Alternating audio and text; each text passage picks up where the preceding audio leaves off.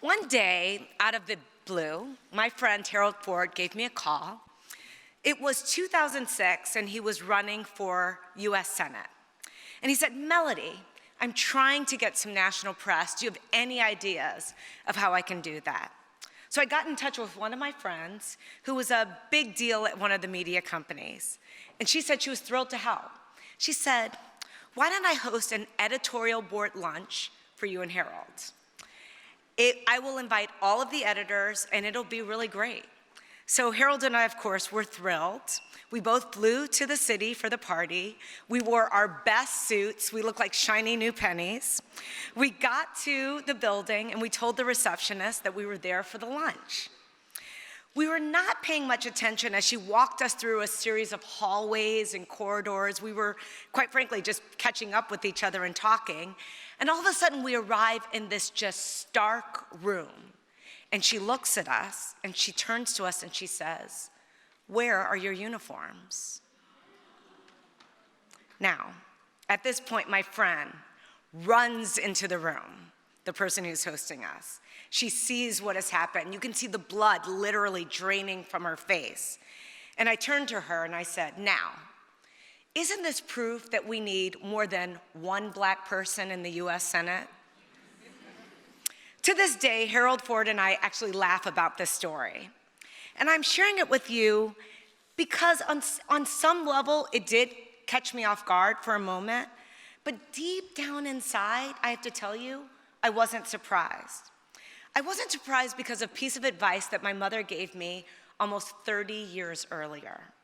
You see, my mother, she was what I call ruthlessly realistic. And one day, when I came home from a birthday party, where I was the only black kid at the party, her first question was not, did you have fun? Did you like the cake? What did you do? Instead, she asked me, how did they treat you? Now, I have to tell you, at 7 years old, it never would have even crossed my mind that anyone would treat me differently. But she knew. My mother looked me in the eye, 7, and she told me point blank, they're not going to always treat you well. Race today is one of the most controversial and uncomfortable topics that you can discuss in America. Bring it up at a dinner table or in an office environment, and the effect is the conversational equivalent of touching the third rail. Silence, long pauses, people are very uncomfortable. On that point, I was actually warned by friends and family, colleagues, that me talking about race so openly, so often, was not a good idea. That I might be typecast as being a militant black woman. And as a result, I have to admit, there have been times when I put this subject on the table that I am even a little hesitant and afraid. But that's when I realized, and I continue to realize, that the first step to solving a problem is to stop hiding from it. The first step towards action is awareness. So, I'm here to talk about what I've seen, what I've lived, and what I hope we can discuss where we can all feel a little less anxious and a little more bold when it comes to conversations about race. Now, I realize some would say the election of Barack Obama was supposed to signal the end of racial discrimination for all time, right? We see how that worked out.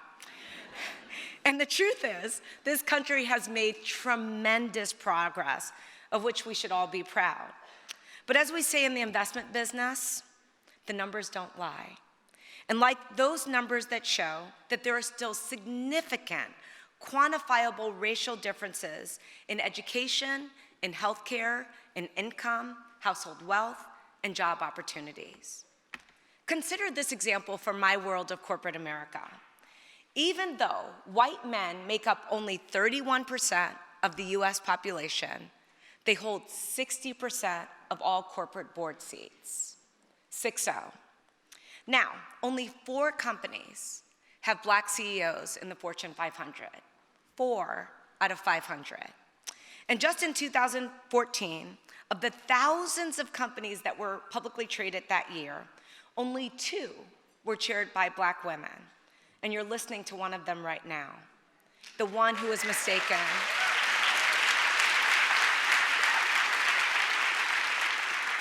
the one who was mistaken for kitchen help not too long ago. Now, the company I chaired was sold, and the other Black woman ended up retiring. So today, that number is 0. Now imagine if you walked into the boardroom of a major company, let's just pull one out of thin air, let's say ExxonMobil, and the only people you saw around the table were Black. You would say, what is up with that, right? Well, the question is, when will we feel the same way when all of those Fortune 500 companies that currently have only white faces around the table, when will we look at that room and say, something is not right here, what is up with this? It is true, many of these disparities are due in a large part to a long legacy of institutionalized and one-time legalized discrimination in our country. But as I think about my own life experiences, my mother's question still lingers. How did they treat you? Now I realize I don't raise this topic today to complain or elicit any kind of sympathy. I have succeeded in life far beyond any dreams that I have. And I have been treated well by more people than I have not. I told the uniform story because it actually happened. I cited those numbers about corporate diversity, board diversity, because they're actually real. And I mentioned the existence of racial disparities because they threaten to rob a generation of the equal opportunity that all of us want for all of our children, no matter what they look like or where they come from. They also stand in the way of businesses reaching their highest potential. You see, researchers have coined this term, colorblindness, to describe the learned behavior where some people pretend they don't see race. If they happen to surround themselves with people from their own race who look just like them, it's purely accidental. But colorblindness doesn't mean that we're exhibiting a lack of prejudice. Colorblindness to me means we're ignoring the problem. A recent study about corporate diversity concluded that rather than avoiding race, smart companies deal with it head on. And they recognize that embracing diversity means recognizing all races, including the majority one, to avoid showing preference or creating a backlash.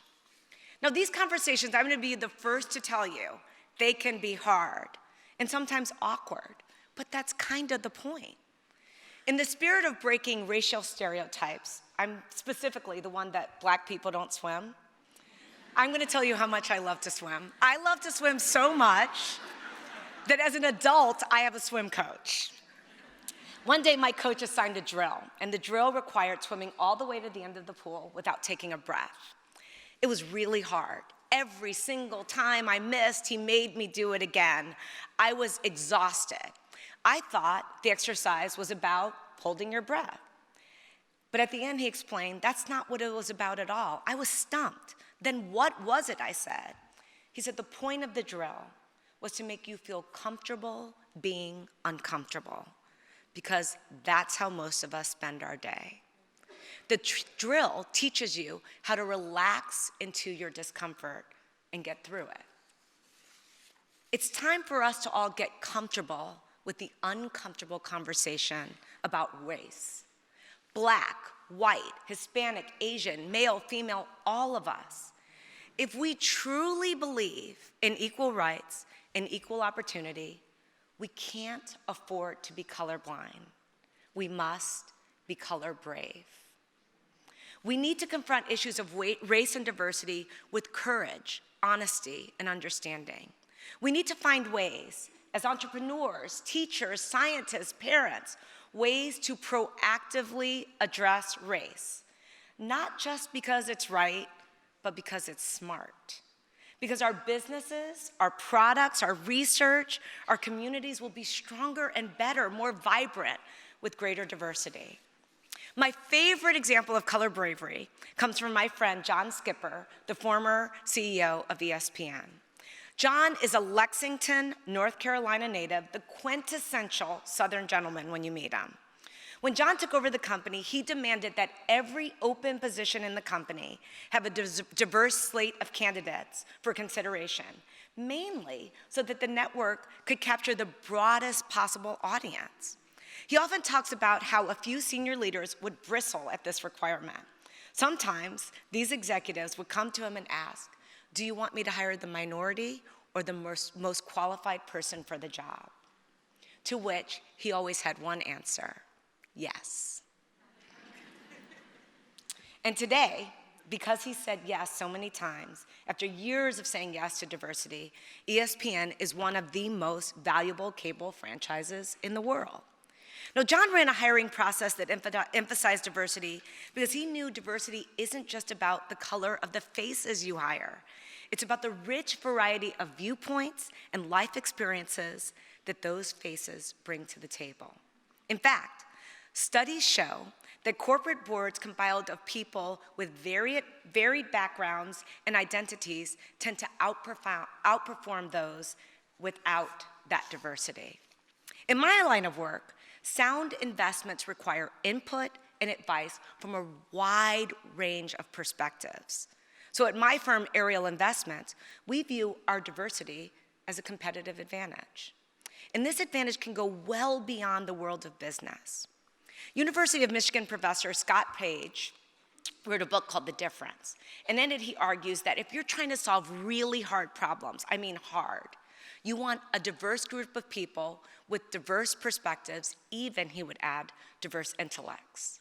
And the example that he gives that I love so much, he talks about when smallpox was ravaging Europe. They brought together the most brilliant scientific minds to try to crack the code on what was happening. Think of it as being much like today, except lots and lots of people were dying.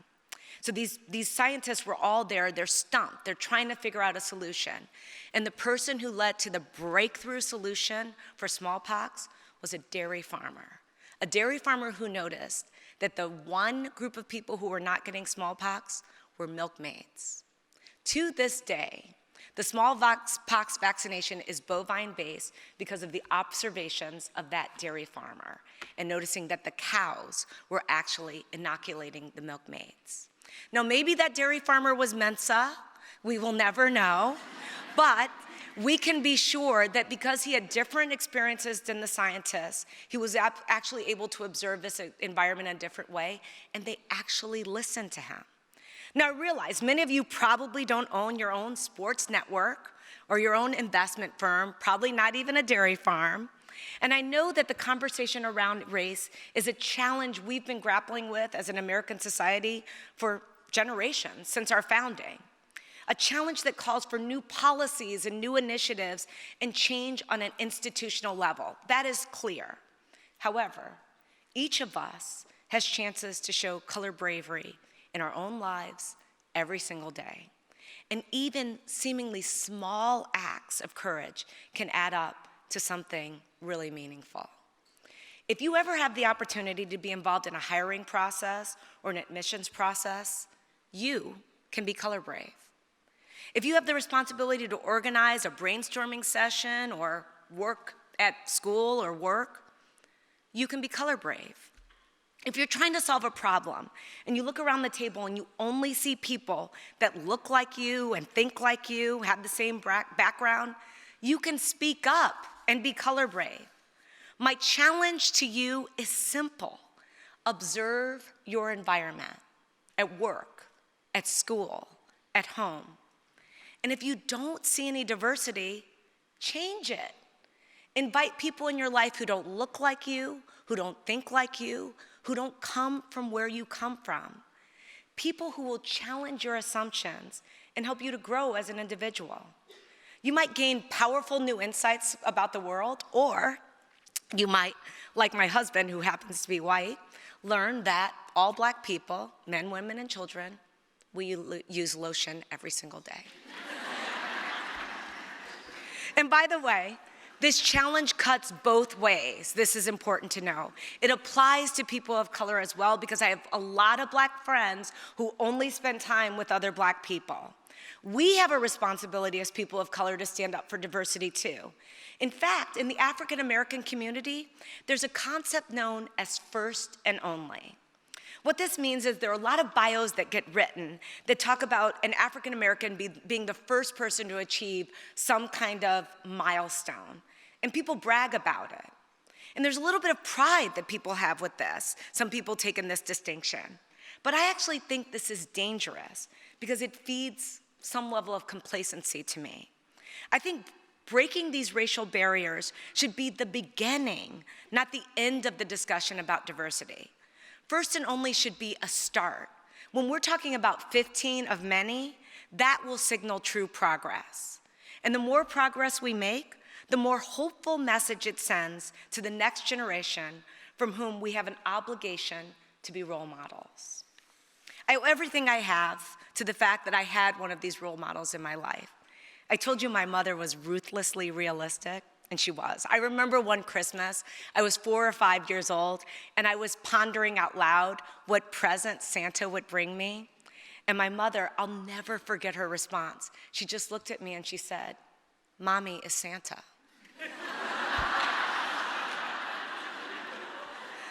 Now, it might be helpful to know how she came to be this way.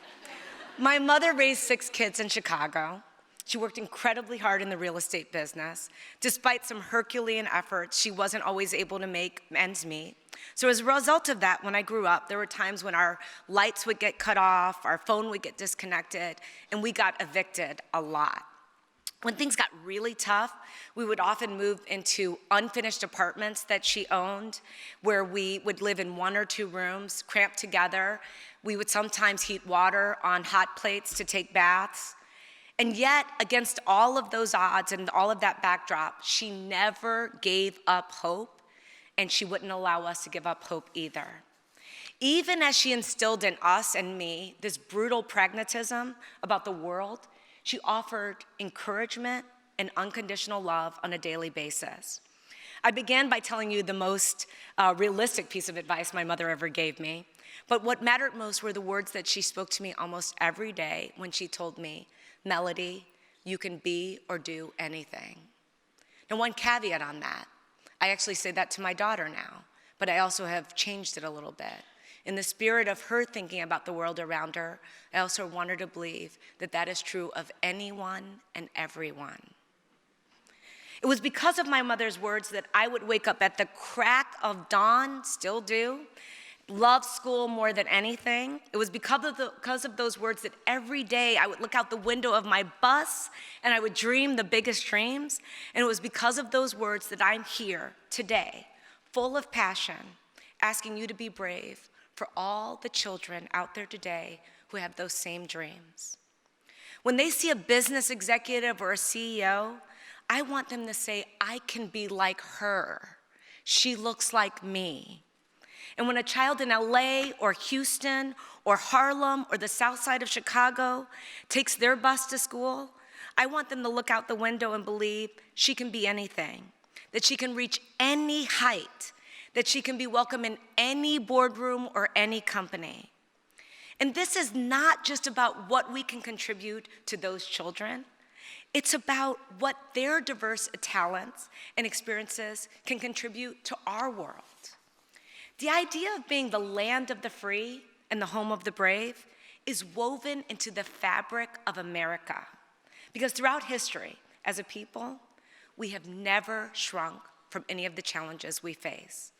We show courage, we take action. So let's be bold. Let's make sure as business leaders, we're audacious enough not to leave anything on the table. Let's make sure as citizens, we're daring enough not to leave anyone out. And let's make sure we are not being colorblind, but being color brave enough so that every child has the belief that their future matters and that their dreams are possible. Thank you.